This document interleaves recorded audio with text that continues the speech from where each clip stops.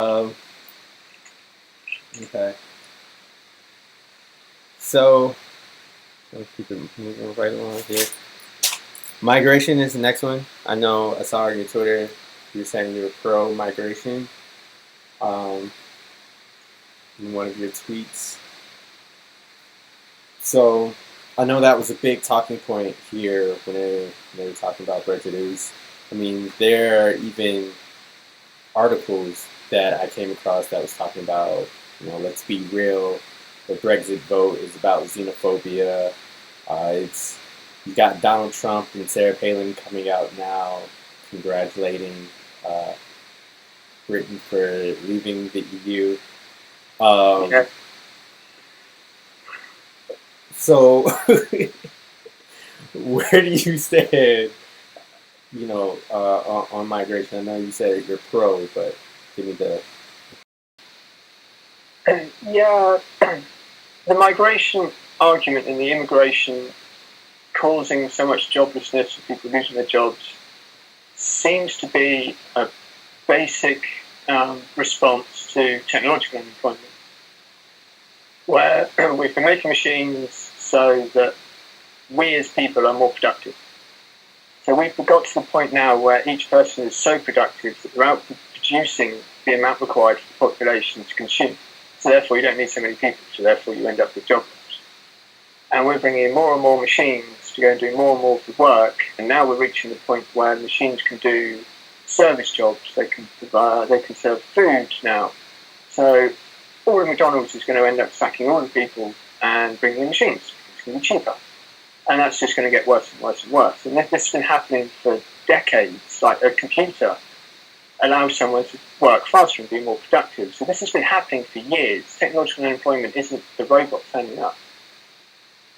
So that's been trying to get explained by people who still want to bring in robots and export jobs to other countries because it's more profitable for them. The company makes more money, so they've got to be able to justify that in some way and keep the people from freaking out. So that's all been blamed on immigration. We've had a load of immigration over centuries. But the timing has been convenient. Well, I'd say timing, it's been an excuse for years of immigration. But the argument is then completely and utterly flawed because of the amount of jobs that people don't even want to do here. A lot of the immigrants come in and they're quite willing to go and do the jobs that we just deem ourselves too good to do. Yeah. Because we're British and we're better than everyone else because we rule the fucking block. And it's part of our psyche. And people don't want to go in empty bins and they don't want to go and do that kind of crap. People coming from poorer countries and those ravaged by war, it's fucking bliss. So they go and take those jobs. So then people see that those jobs are being done by those people, so therefore it reinforces that narrative. And it's in these examples, look at these people doing these jobs. We don't want to do those fucking jobs. But they keep leaving out the cultural benefits these people bring. They bring different experiences, perspectives, and Britain has been a country of immigrants for centuries, and it's shaped who we are. We've had massive Indian populations moving over. We ruled India for I don't know how long. Yeah. From Pakistan, from China, from every bloody country, and it's shaped who we are. And now we go and get Chinese all the time. We get an Indian, we eat the food. That's the main thing we ended up really taking on board is their food. And a lot of those people arguing to go and leave are quite happy to go have an Indian all the time. It's their staple dish, for God's sake. Go and rant about the immigrants in the pub and then go and get an Indian on the way home. It's a stupid argument by people who just don't know what they're talking about. And that's been mostly pushed by the UK Independence Party, whose Nigel Farage is, I wouldn't call him Trump, but he's our Trump. Yours is bigger and bolder and brasher because it's American and you're all bigger and bolder and brasher than we are because we do the stiff upper lip and we're prim and proper. But he's that type of person, and so that's the narrative he's pushed just as you're having pushed at the moment. And how are you feeling with the immigration there? That's a massive talking point. It's Trump's big thing. Yeah. Build a wall, keep these Mexicans out. Yeah, I would say it's what you just said in a nutshell is basically what our conversation is as well. It's a lot of people who, at the same time, are bashing Mexicans coming into our country, yet they love going to places to get Mexican food or getting Chinese food or whatever. And it's a ridiculous argument. And I will say though, while we're on this topic, this was something that I saw when I was looking and researching. That in England over the past, I want to say from 93 to 2014 or something like that, they say the immigration nearly doubled or something like that, more than doubled. So they think that Feedback on audio. There we go. Okay. I think it was my headset fan up. That's sort of it.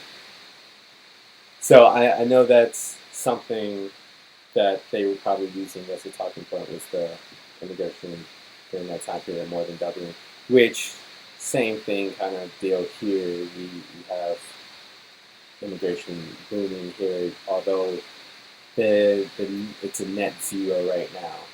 But well, what gets me, which it occurred to me a while ago, and it's probably a very controversial way of looking at it, that when we're young, we're just parasites, just sucking everything from everything around us, usually our parents. And it's only when we're older that we've learnt skills and learnt to live in society, and we then become productive human beings. So when you're importing people of working age, you just skipped all the parasite parts. yeah, You've skipped all the teaching and the schooling and all of that kind of bit, and now you just have this productive human being who's just been plonked on your door without having to go through all the expensive bit.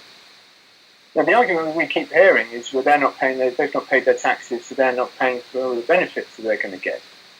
You know, we haven't just had to go and spend all the money on bringing them up because we have public education here, so our taxes do pay for that. Well, I suppose you have public education for the youngsters anyway.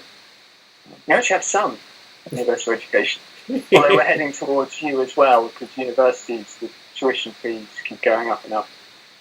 And we're getting further away from where we were. But that hasn't had to go and been paid for. You've just got this useful person that's turned up. And he's got skills. I mean, they may not be skills that we actually need right there and then, but they can learn other stuff. They can learn other things. They can go and do hobbies. People are very productive. We find ways. We like to be useful. We like to contribute to society. It's rewarding for us. Especially when we see what we've been given as a gift, like migrants or immigrants do. They come to a different place and they're happy to be there. They feel thankful to be there because they know what they're leaving. Like Mexicans, they're fleeing drug cartels and things of that nature. So coming to America, for instance, would be a dream because they finally get to be free from that type of stuff. So, as the person I am, if I was in that situation, so therefore I wouldn't be the person I am. But the person that's like me over there, that would suck.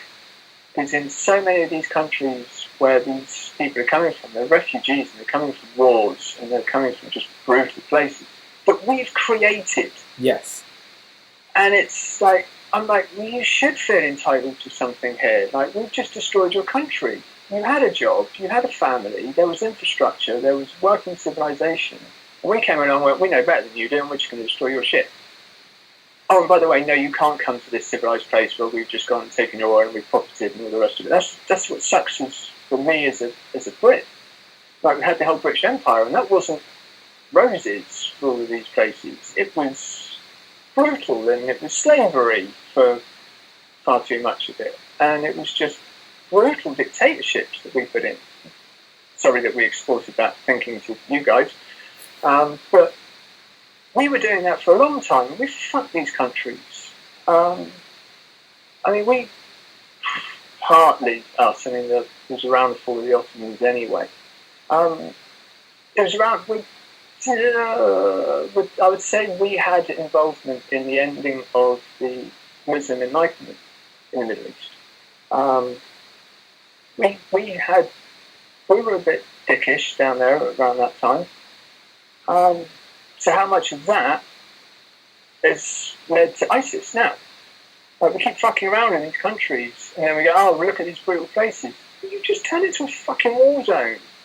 Like, of course it's violent, of course it's brutal. These people have grown to live there. They're still alive, therefore they've done what they had to do to survive, and that's what they've learned.